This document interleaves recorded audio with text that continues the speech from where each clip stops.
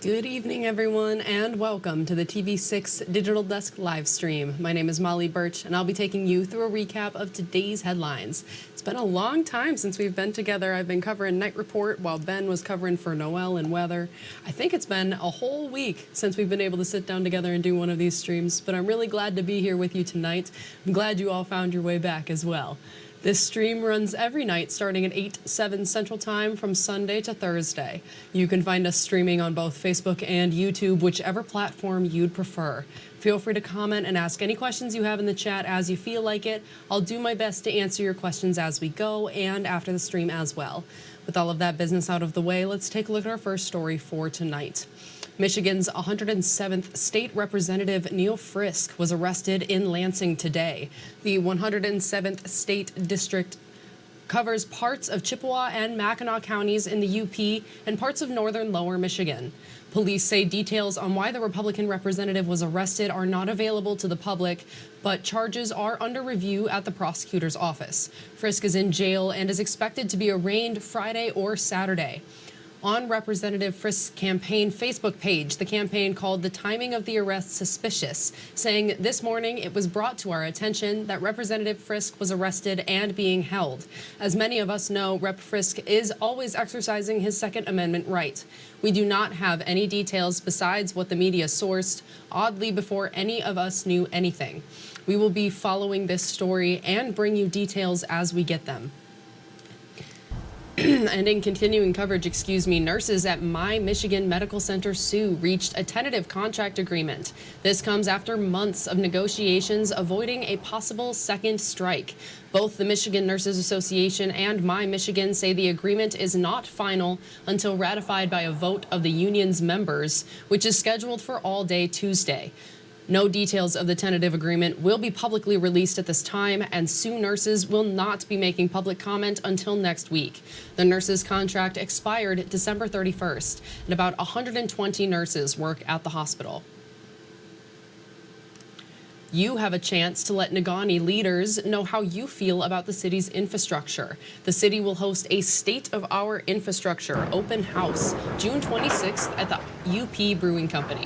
You can learn about the city's infrastructure through detailed maps showing the status of streets, water mains, sewer mains, and sidewalks. Let's get the right label in there for you guys. Negaunee's city manager says staff will also be there to answer questions.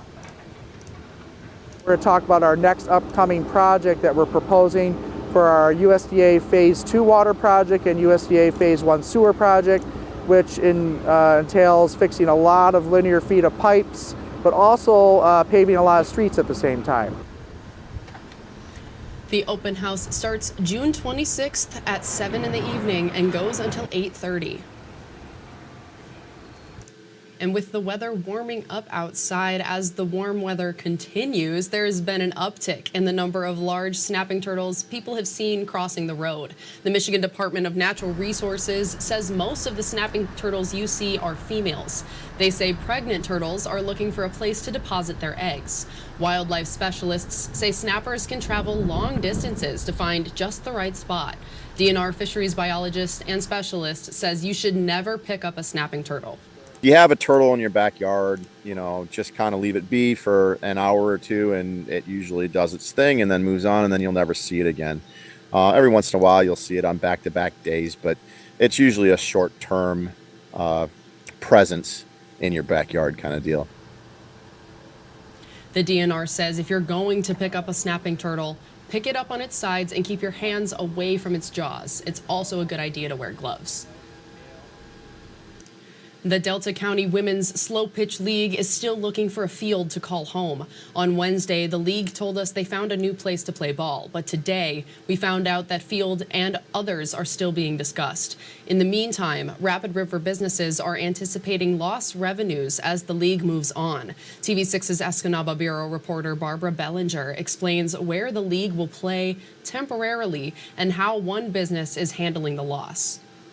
Management at the Rapid River Pub says they're preparing for a drop in revenue this summer. That's because the Delta County Women's Slow Pitch Softball League regularly stopped by for eats and drinks. Usually after they get done playing a game here in Rapid, they would come here. The league played softball at the Masonville Township field from the first week of June to the first weekend of August for decades. But since Masonville Township rented its field to anonymous residents on Tuesday night, the league is gone and it won't be back. That's something we look forward to every summer, seeing people come and play and have fun. League Vice President Lisa Waters says that there isn't too much of an economic impact for them.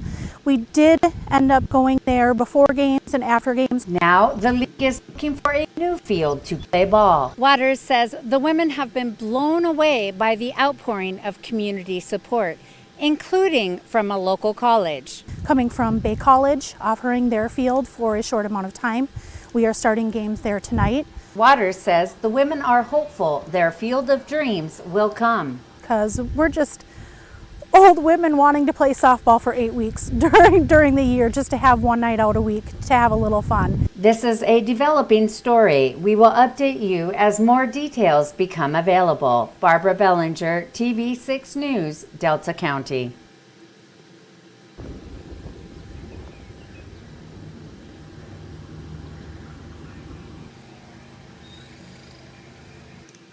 Thank you, Barbara.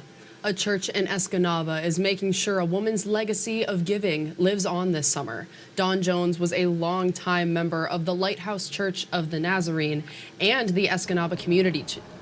A church member says Jones gave food and clothing away every summer for almost 20 years. So 2 years after her death, the church has a market in her honor where everything is free. Anita Carlson says Jones felt it was her mission to help people in the community. Inspiration that she gave to just not me, but to everyone else that she met. It was just something that we wanted to continue. The free tables will be at the Escanaba Marketplace every Thursday from 10 in the morning to 4 in the afternoon.